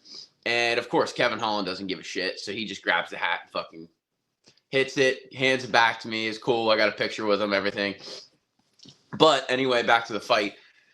Yeah, I thought Kevin Holland was like, Shout out Lazy in the chat. Didn't mean to cut you off. Always like to acknowledge where our we good at? friends, especially when they come from Where our we buddy S Dogs. mm. Shout out Lazy in the chat. What's up with his we'll like face mask that he wears? Is that the Palermo? Palomino? Louis Palomino. Yeah, Luis Palomino. Yeah.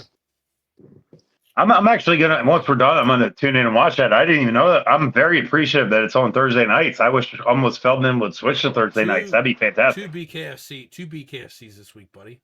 Two. I like it. Like it. Just so you know the real ones. Where we at? Just so you know where the real ones. Right there it is. Mhm. It's not going to focus because I'm trying to make a point here. BKFC app, get it? We should just, hey, you know what? Hit Dave up. Let's get a BKFC app code. Let's just tell people to keep downloading this app. We should have like an emblem right in like the bottom right hand corner. Just boom. He is. You're asking him to advertise on a show where 2/3 of the panel is not wearing pants. Hey, I got pants How off. do you know I it's gotta not prove it now. 3/3? I saw what I saw. Can you- GL3. Hey, can we? Who wears short what's up with shorts? your- GL3 wears short shorts. That's right. Yeah, I don't know. I don't know. I'm trying to pull up the card right now. Palomino's a fucking seasoned veteran. I don't know much about Davis. I haven't been paying attention to that weight class. Well, hold on. I'll tell you what. Let's do you close the know? book on UFC. Let's close the book on UFC. Then we'll talk BKFC. Look, these sons of bitches. I'm got getting me mixed with the up. Fucking the sons of bitches got me with the ADHD fuckers in the chat. Why YouTube prelims just ended? GL3, what was your rant about the Kevin Holland? You showed the signature, and then all of our ADHD kicked in, and we went somewhere else. I mean, shit, with 7 takedown defenses, his jiu-jitsu looked good up against the fence. He looks good at 170. Should definitely stay there. Even though he's probably not going to. Knockdown was sick as shit. You know what? They separated with about 15 seconds left, like off the fence, I believe, or he got up and he scored the fucking knockdown at the beginning of round 1. And I was like, dude, it's just Kevin Holland. Like, he always fucking pulls it off, like with at least a knockdown. I love Kevin Holland, dude. He's one of my favorite fighters.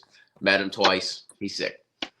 As you can already tell from a previous episode, Bill has his own feelings. We just posted a clip. No, it's not. I think Kevin Holland's very talented. Stop being so nice. You can be nice before the fight. You can be nice after the fight. You can dap it up. You can give hugs, all that shit. While you're in there, stop being jokey. You're on a 3-fight losing streak. Like, where's that killer? You know, where's that killer dude? Stop joking and high-fiving every time somebody punches him in the face. You know, that's my only gripe against Kevin Holland. It's not his talent. You know, get that killer in you. You're like getting ready to get cut. Like, the time to joke around is done. Is it safe to say that you worded it a little bit more eloquently and differently than you did last week? Last week, we pulled up a referent graphic. Okay, I'm just making sure because I tried to give you. I was very frustrated. Like, oh, Bill feels this way about Kevin Holland, and you're over here like, because okay, I just need the guy's not terrible. No, the guy's not terrible. He's in the wrong headspace. That was my frustration. Stop being so nice. It's not a joke. You're getting ready to get cut. Like, you know what I mean? You want more Joaquin Buckley. You want more Joaquin Buckley and less Kevin Holland. Why would you not? Why would you not? You have a spot that is coveted by everybody in your space. Why would you not fight like it's your life? I don't understand. I'm not high-fiving you in the middle of the fight. You want to see fucking Stephen Thompson rip somebody's heart out of their chest too, don't you? Don't you? Sometimes guys are nice during guys. 15 minutes. Yeah, during 15 minutes, turn that shit off. You're about to get cut, bro. Like, the time for high-fiving a guy for punching you in the face, it's not now. You know, that's my only gripe against Kevin Holland. It's not that he sucks. You know, be a killer. Hey, like, you're getting ready to get cut. Him and Steven, you have to admit, him and Stephen Thompson, as far as an MMA commercial goes, that Modelo commercial, I mean, that's as close to real life as you're going to get from an MMA commercial.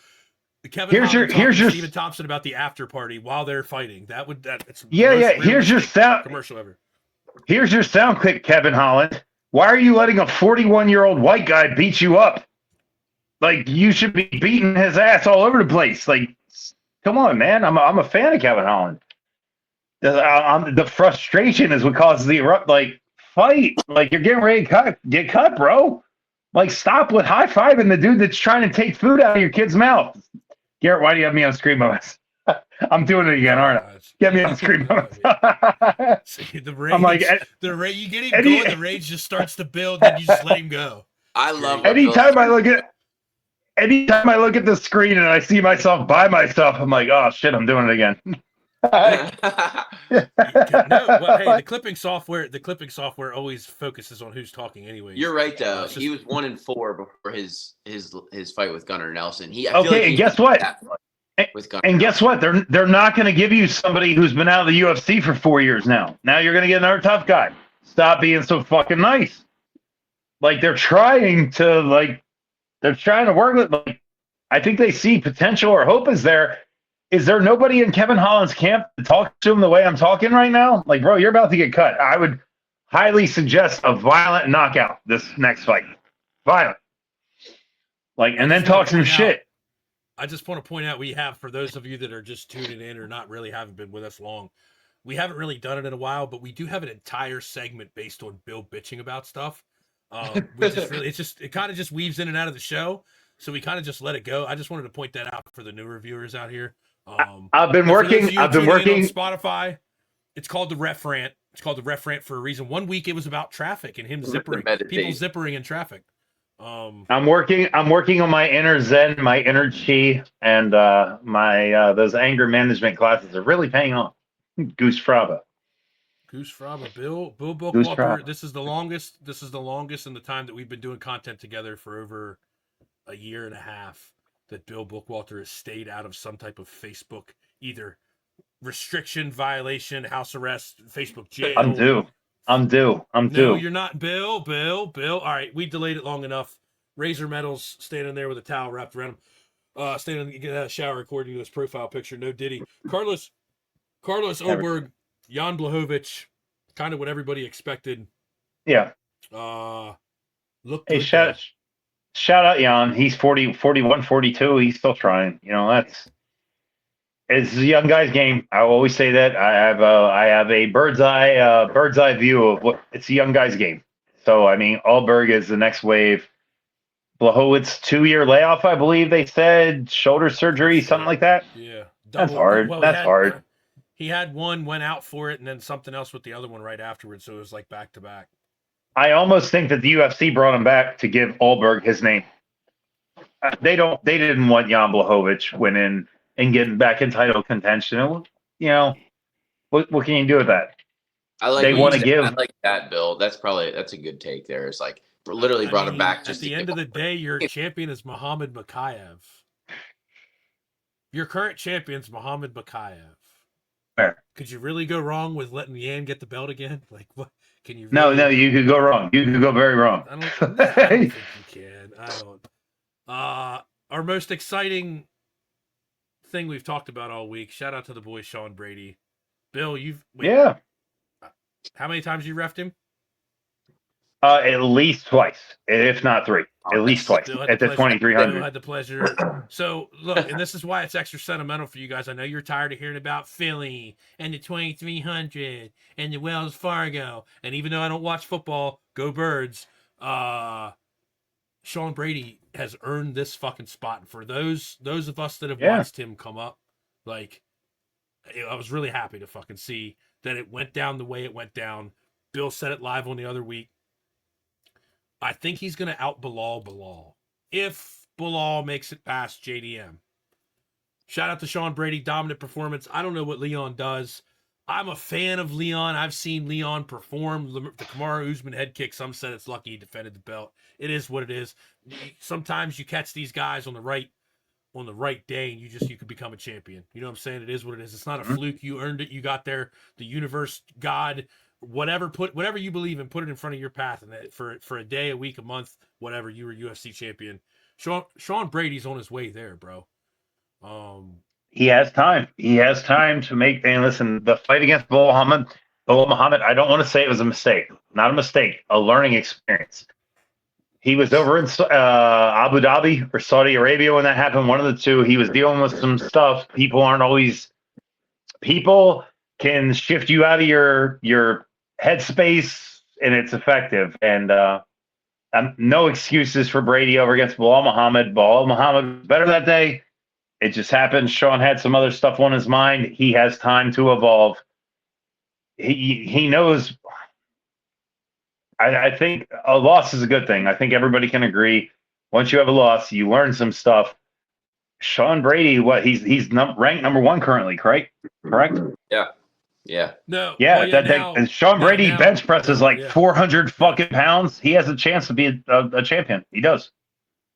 Yeah. Solid chance. Breaking news out of Eddie Alvarez's gym's social media page. Johnny Garbarino conspires to smack Daniel Cormier with a cannoli. Check out for more information. No, it's I was trying to get on Instagram. I want to put this because Sean and Joey and Jonathan and all them guys do check out our feeds. This is the comment of the night, so I'm going to get her on here. Razor Metal, you just made it on our socials. Now, those guys down in Philly, they're tight knit. They're all family. They don't, all the guys like each other. Balance Studios, Alvarez's gym, Martinez, BJJ. They fuck with each other. Everybody wants to see everybody do well. Yeah, I mean, it is what it is. Hey, I have a couple thoughts for you guys too about the main event. Also, go ahead. So the corner advice, there was a lot of steam coming in about the corner advice because Leon's corner, they got the big clip of come on, Leon, come on, son, pull it together. And then there's Sean Brady's advice. All right, we're gonna stay in close. I want you to be in his face, put it on him, mix in takedowns. And get him to the floor. He has no answer. There's, a route to victory there. I watched Jonathan Webb fight live, and you ain't telling me nothing I don't know about that fucking corner, dog. And again, shout out Marquez MMA, shout out John Marquez, shout out the whole Philly fucking squad. You're gonna get tired of hearing about us say the fucking words Philadelphia. Shout out to these guys. The stock is so high. There's something in the fucking water. I don't know what it is. These Jersey Philly guys are just they're some of these guys. They're hot right now, like you said too. Well, the Jersey Philly guys, they were ignored for a long time. They'd come. The UFC would come here, and they'd give us some Anderson Silva versus Forrest Griffin fight that had no meaning about anything. It was just meaningless at a catch weight, and they threw it on. Bro, are you trying to build stars or sell bullshit? I'm glad Philly has a scene now, and a couple guys are doing real well. And hopefully, we can keep the ball rolling. Yeah, I just left this comment up here for way too long. Sean Brady is indeed a unit. We've blazed his dick for long enough. And Shout then out to Sean Brady. the- Go ahead. Finish up GL3. the top of the welterweight division. Now, I mean, now you think of it, right? Like it was supposed to be Shavkat and Bilal, but now you have JDM in there. But now at the top of the division, Shavkat beat Ian Gary with the 5-round, obviously. But it's like, I mean, who makes a better case now? Sean Brady, who just dominated a former champ, and Leon Edwards, or Shavkat, and then you have Buckley still there. So it's like, what are they going to do? I mean, after Bilal tries to defend against JDM, say he does, are they going to give him the Shavkat fight and then throw Buckley versus Brady? Like, who do they, you know? I feel that Dana White does not care who is champion as long as it's not Bilal Muhammad. Like, I think he wants that belt out of Bilal's hands as quick as possible. Yeah, right. And I think that he will be matched accordingly. Bilal's about to get the gauntlet run of killers. You know, he's going to get Shavkat. He's going to get. But I think this is like a good thing. I don't know if though. he makes it past JDM. Look, are there people out there that think Bilal is going to bully JDM the way he bullied Leon Edwards? Yes. Della Maddalena, who I like, has no chance. Bet the 401k against it. Look what he did against Gilbert Burns. Gilbert Burns was pretty much smoking him till he hit the knee. Yeah, I mean. Yeah, no. JDM does not have a chance against Bilal Muhammad. All right, well then, fuck it. Sean Brady, Bilal. Sean Brady, Bilal, third quarter. Make it. Fuck it. Sean Brady. You can't get much fucking closer if you're not going to do it in Philadelphia. Sean Brady, November, MSG card. It'd be sick. I think me and GL3 might be on the ground for that. Maybe we'll see. That'd be sick. And Bill, you could more than welcome to come with us if we go. I'm trying to share this to the story right now. Holy shit! I just want to drink a brew in NYC with Bill Bookwalter, dude. That'd be so hard. A beer, First of all, I'd jump off the not? fucking Because roof. Bill doesn't stop at one beer in New York City. Bill goes all in. Bill goes all in. I'm making a comeback at super heavyweight. Look, if you guys haven't figured it out, there's times I go hard in the paint on a point. I'm just fucking around. I don't care. Like, I don't know. I am a JDM fan though. I think he does have massive potential. I don't know if he pulls it out versus Bilal. I'd put my 401k that he doesn't. Like, how's he going to beat him? He's probably pretty deep too. Nice. It's nice. But how's he going to beat him? Is he going to ground and pound him? Is he going to submit him? Is he going to out wrestle him? No. JDM has a puncher's chance. That's it. And he doesn't even punch that hard, to be honest with you. Like, now granted, he knocked my ass out. But by the UFC standards, Bilal Muhammad wins that pretty easy, actually. I want to see something here. You're gonna put. Where's Bilal Muhammad from? Palestine. Chicago. Okay, whatever. You're putting up Iranian wrestling versus Australian wrestling. I know where my money's going. I know where my money's going. Training with Habib and Islam too. Did you hold on? Never mind. I'm not even gonna circle back to that. One's wrestling bears, the other one's wrestling kangaroos. Where are you putting your money? Hey, I seen something the other day that said a kangaroo is just a deer that's been to jail. Yeah, I've seen them all like fucking jacked. Yeah, shit. yeah. Look like they're on steroids. Some people might not understand that, but I like that. That's actually pretty slick. But a kangaroo will hop away from a bear. I guarantee you that. A kangaroo will know that the bear is running shit. I'm glad this week's Nature Minute with Bill Bookwalter brought to you by. And I'm probably totally wrong because I'm wrong a lot. I'm wrong a lot. Bill's a certified outdoorsman, nature expert. You won't just find him in Philly; you'll find him walking trails, talking to squirrels and shit. Sorry, I was trying to. I surprise myself. Or feeding stray cats. I surprise myself sometimes. You know what? You surprised all of us, Bill. I guess we'll bang out and really look. We can't. We're a little bit over, but we'll be all right. We'll go. All right. We'll go here real quick. We'll skim it because we do this a lot. We get sidetracked. We talked about gambling minimally tonight. I'm impressed. because this is Not a not a gambling gambling show, and I just want to point Not a out, gambling. ChkM8MMA.com, there is a "This is not a gambling show" shirt for those of you that have been talking about it. Where are we at? Yeah, you almost got to go down to. I just want to look here. Vic Pichel.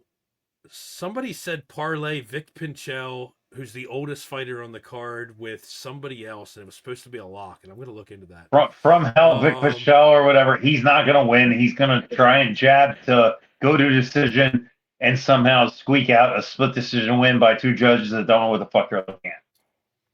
I want you guys to go ahead and do me a favor and go ahead and look at Julia Polastris from Brazil. She's like Brazilian Ioana on Jacek.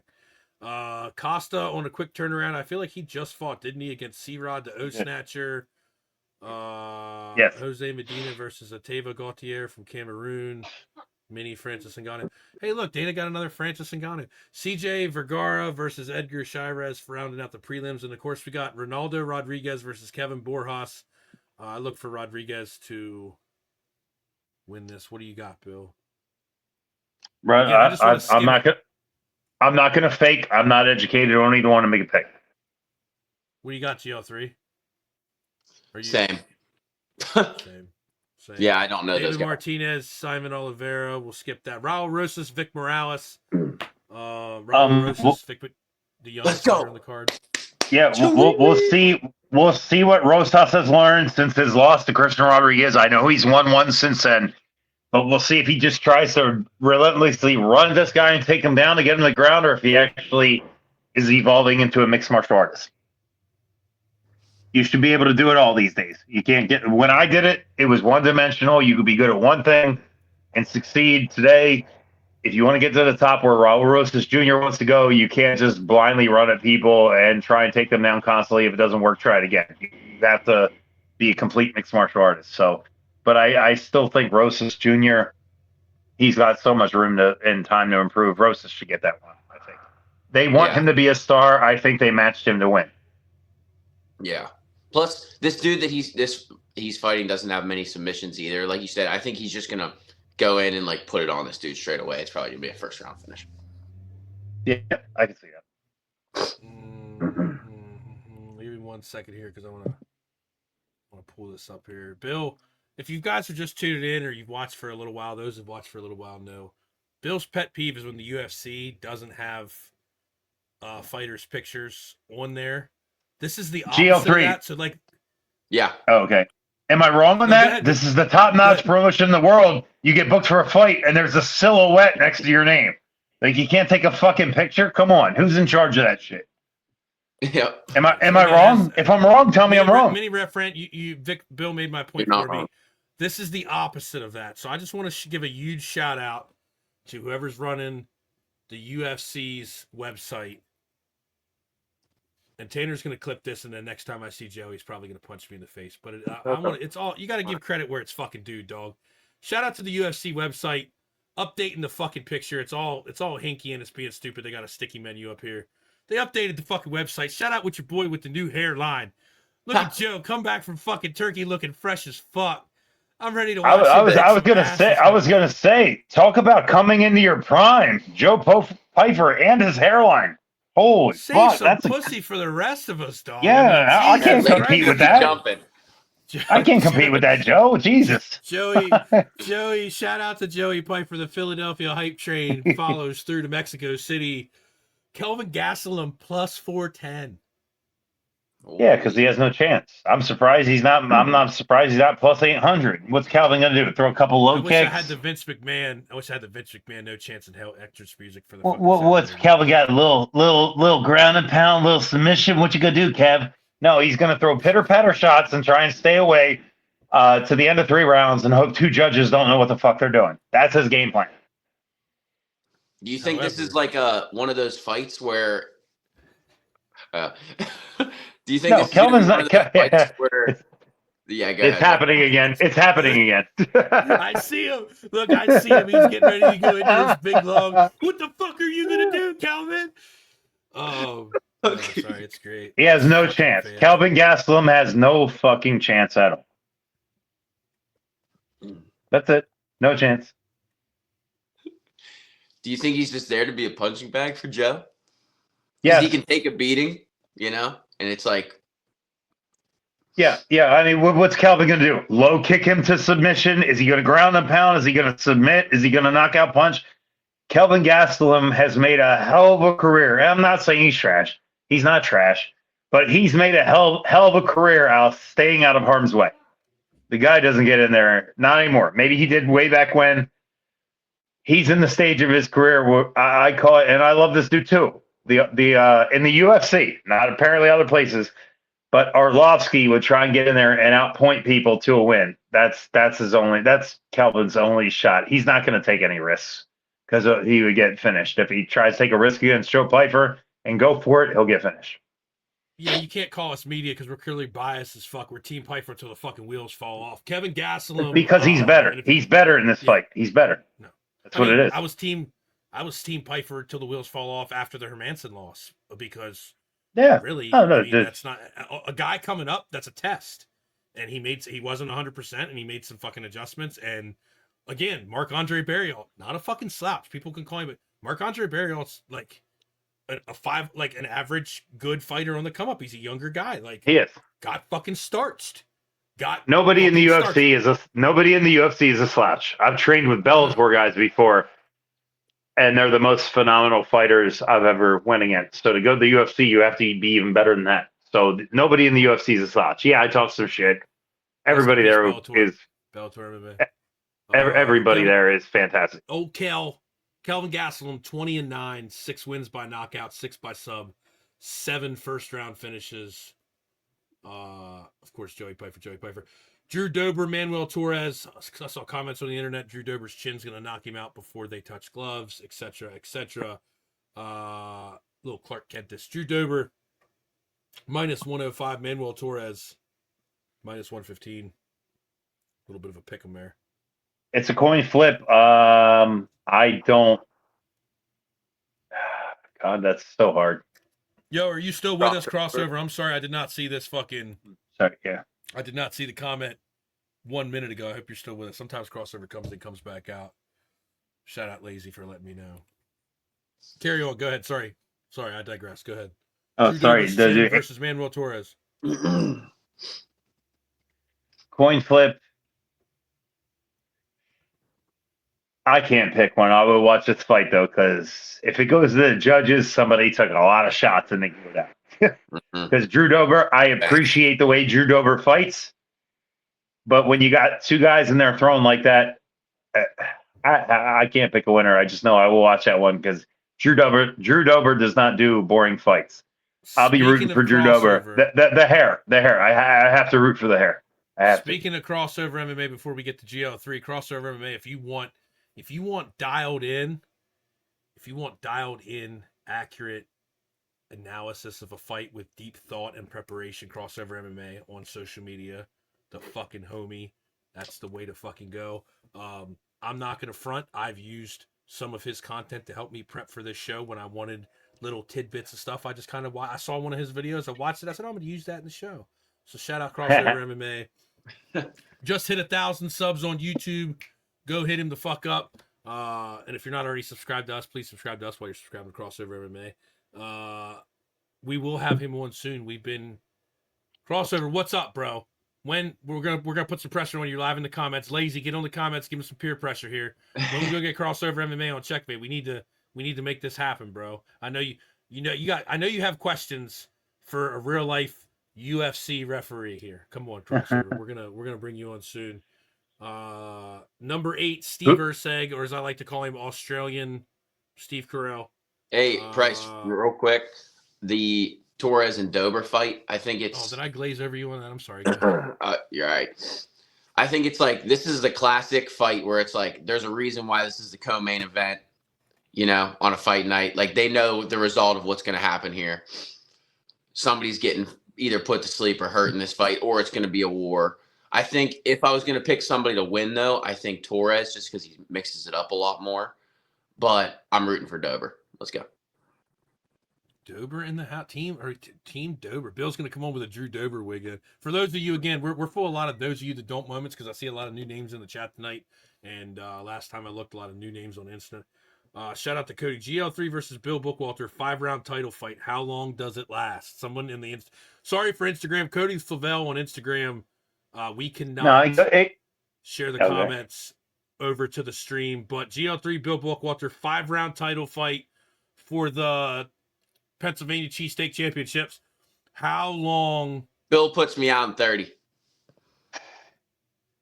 You know, they don't These call him days? the Mannheim Strangler for nothing. They don't call him the Mannheim Strangler. I have a weight advantage. Guy.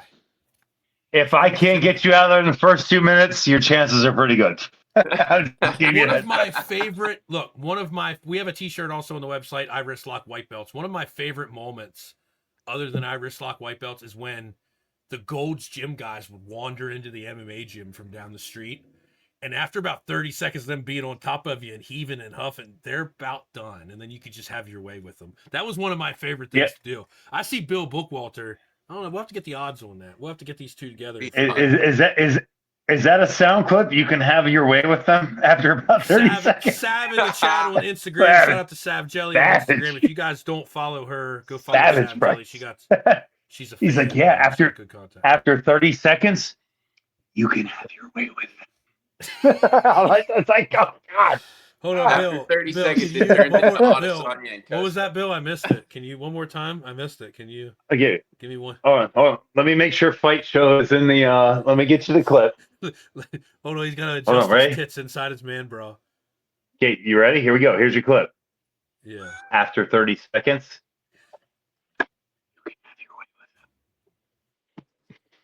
Oh, I can't wait for Tater. So many great clips.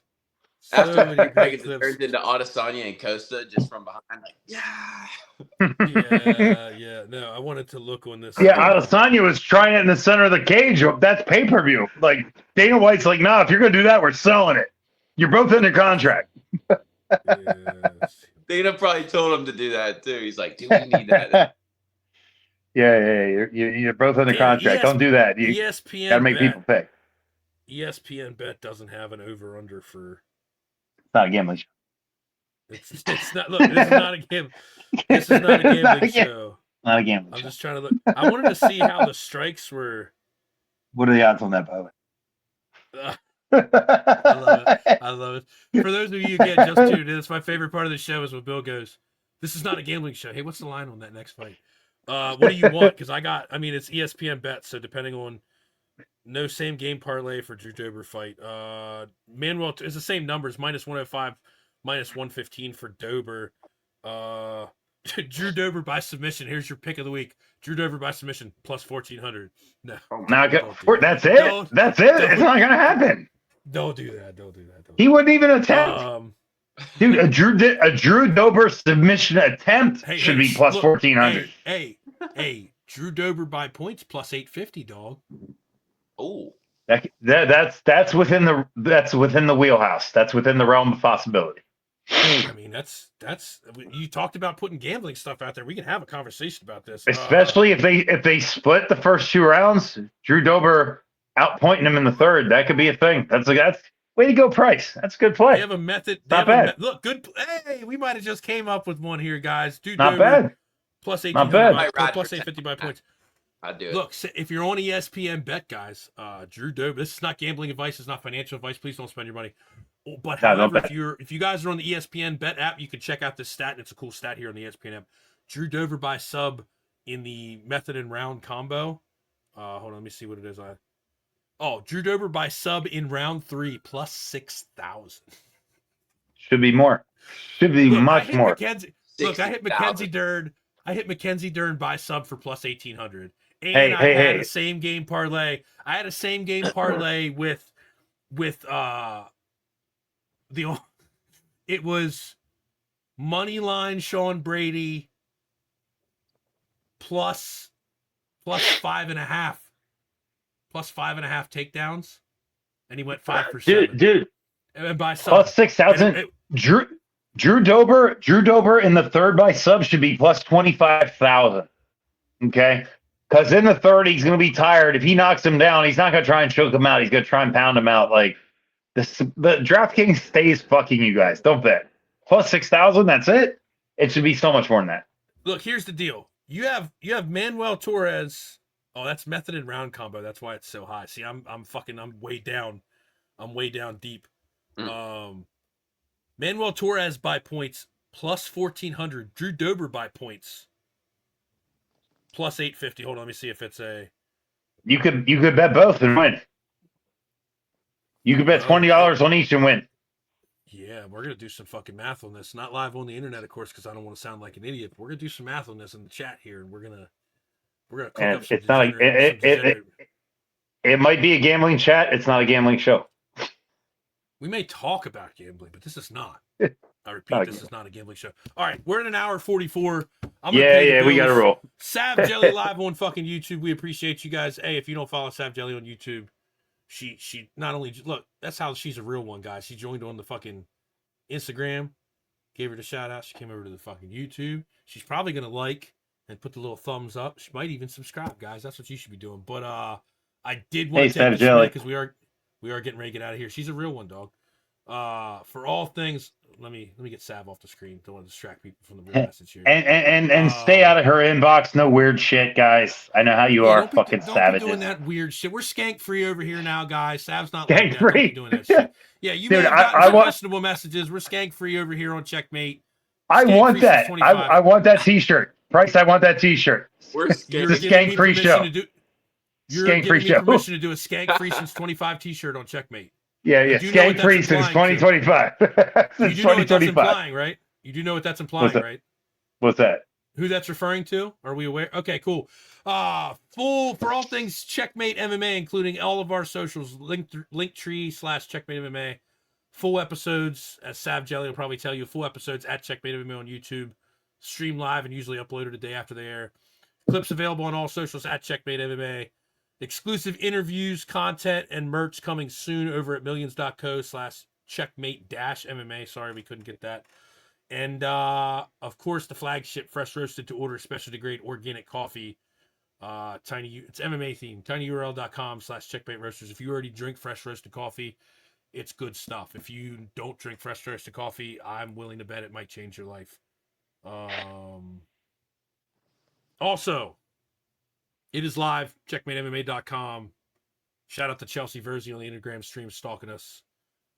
Did you get her that document that I sent you like a week ago in the middle of all your overtime to send her that document for her to look over? Nope. Didn't fucking do it. I said GL3's going to send it over. He didn't do it. He'll get that to you. He'll get that to you soon, Chelsea. Appreciate you guys. Bill Bookwalter, you got anything to add before we cut out of here? I'm good. That was the longest show to date in history. Nah, I think we went over 2 hours once, but did we? Can't get in here till 7:30, so we're gonna probably run about 90. Yeah, shit. This was fun tonight. Thanks, boys. This was a good time. Shit. No, it was fun. Jeff, get your clips, Garrett. Yeah.